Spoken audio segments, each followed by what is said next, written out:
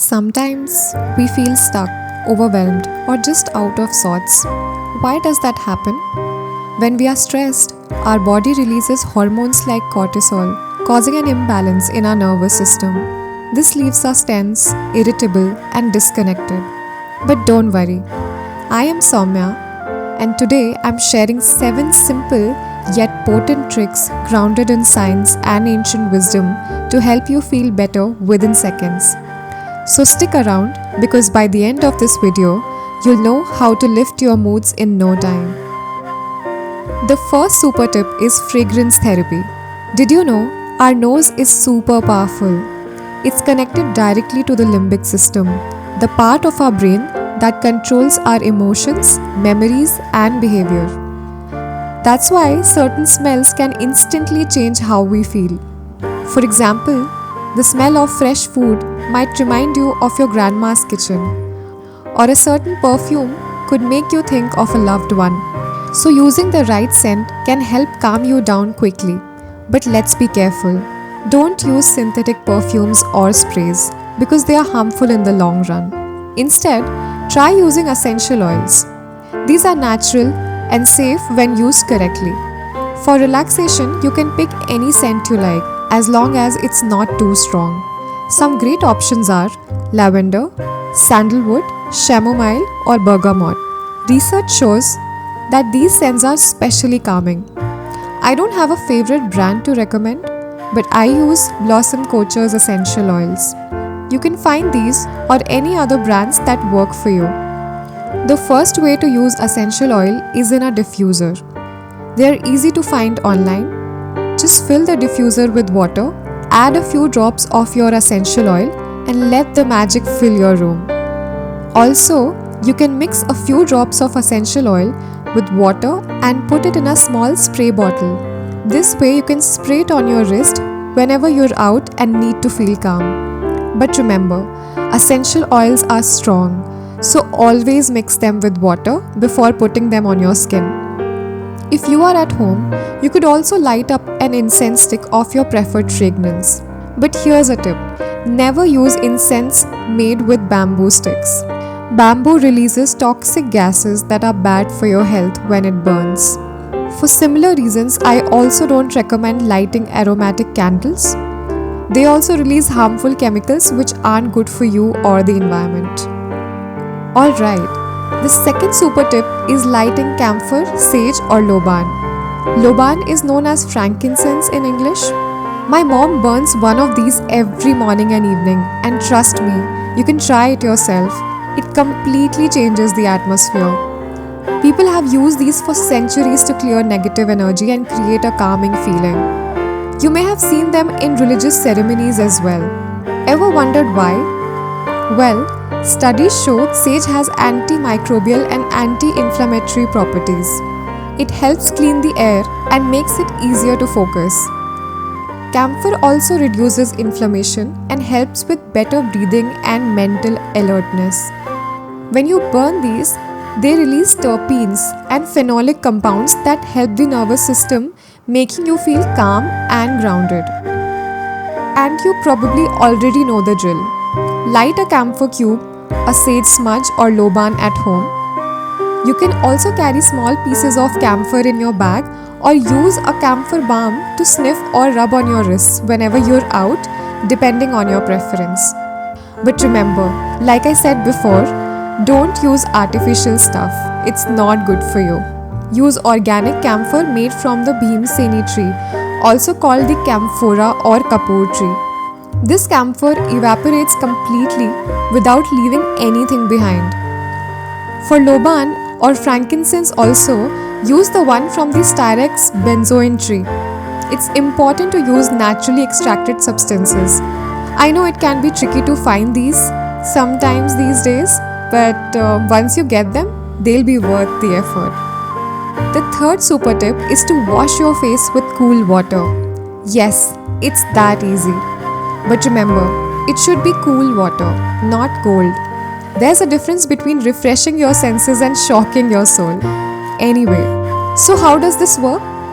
Splashing cool water on your face triggers the parasympathetic nervous system, also called the rest and digest system, because its main job is to help the body relax and recover. This helps lower the stress hormone, the cortisol that we spoke about in the beginning, and basically it tells your brain to calm down. Cool water also helps your skin feel fresh, improves blood flow, and makes you more alert and focused. This trick works especially well when you feel overwhelmed or mentally foggy because it gives you quick relief. If you're outside and can't wash your face, you can still splash some cool water on your wrists or behind your ears, or simply drink some water. It has a similar calming effect. The fourth super tip is deep breathing. Breathing isn't just something we do to stay alive, it also helps us stay calm. The way we breathe can change how we feel. When we control our breathing, it can reduce stress, and science backs this up. The first breathing technique you can try is the 4-1-6 method.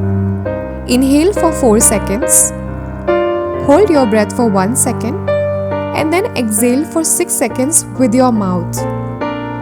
The long exhale with your mouth again helps activate the parasympathetic nervous system, which calms your body. You can repeat this for 8 to 10 cycles. The second technique is called the Hunkar breath. In stories, Goddess Durga drove away evil forces with her Hunkar. This breath is meant to bring confidence and focus. This breath is also similar to the Allahu chant in Islamic prayers. To do this breath, you exhale quickly while saying Hu. So basically, you breathe in and then you do rapidly. Now, this is a strong technique, so only do about 10 Hunkar cycles at a time. Also, don't try it outside unless you want to clear the room or want unwanted attention. If you're outside, you can try the Ujjayi breath instead. For this, you breathe deeply through your throat, making a soft hissing sound. There are a lot of videos online showing you how to do these breathing exercises. Let me know if you'd like me to make a video on calming breathing techniques. Moving on to the fifth super tip, which is grounding yourself in the present moment. You may have already heard of this technique. It's super simple and effective. All you have to do is use all 5 of your senses to focus on what's around you right now. Here's how to do it. Focus on 5 things you can see, 4 things you can touch, 3 things you can hear, 2 things you can smell, and 1 thing you can taste.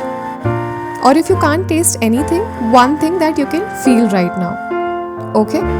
Let's repeat that once for you. So it's 5 things you can see, 4 things you can touch, 3 things you can hear, 2 things you can smell, and 1 thing you can taste or feel. You don't need to label or name these things, like what the smell or taste is called. Just become aware of them. This helps stop overthinking. Let me know in the comments if you know of any other grounding techniques. It would help us all with practicing mindfulness. The 6th super tip is journaling. Sometimes your brain just needs to let out everything it's holding on to, but you might not always have someone to talk to about your unfiltered thoughts. That's when writing them down can be a big help. Journaling helps you understand your emotions and clear your mental clutter. So just grab a notebook and write whatever comes to mind. Don't worry about the language, grammar, or handwriting. Just let your pen move. Sometimes when I am journaling during these intense moments, my hand starts to ache because my thoughts are racing so fast and my writing obviously can't keep up.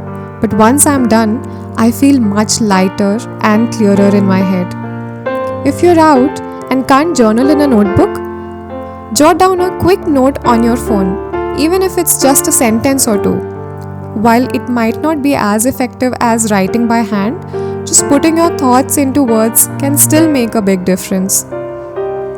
And last but not the least, the 7th technique, which always works for me when nothing else does. Shake it off, literally.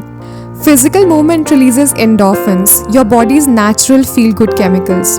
Various studies and teachings from many masters have shown that even a little exercise can boost your mood and reduce fatigue. If you are at home, you can try any exercise or yoga poses you are familiar with. But if you are uncertain what to do, just jump for 30 seconds. That's what I do. If you're outside, you can take a brisk walk, and if you can, walk barefoot on the grass. This doubles the benefits of movement by combining it with earthing, where your body absorbs negative ions from the earth. These ions neutralizes positive ones we collect from digital devices, which can harm our nervous system and mental health in the long run. The change in scenery also helps calm you down and make you feel refreshed. So there you have it. 7 simple yet very powerful techniques to transform your mood and uplift your spirit. Remember, feeling good isn't a luxury, it's a choice you can make right now. Don't wait for the perfect moment. Start using these strategies today and see the difference they can make. If you found this video useful, please like and subscribe for more such insights and tips. And if you have any thoughts or questions, drop them in the comments. I'd love to hear from you. Until next time, be happy and take care.